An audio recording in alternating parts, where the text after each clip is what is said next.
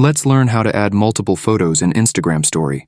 So you maybe took few photos that you like a lot, but you don't want to ruin them by posting few stories where one story has only one photo.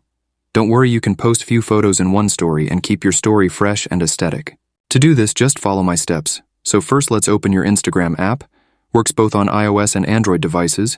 When Instagram loads, you want to go to your camera story mode where you want to upload story. Once you did that, click on this gallery icon, bottom left corner.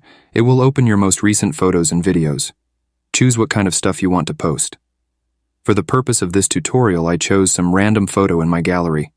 Once you found it, select it, and it will show on entire screen. And so you finished first step.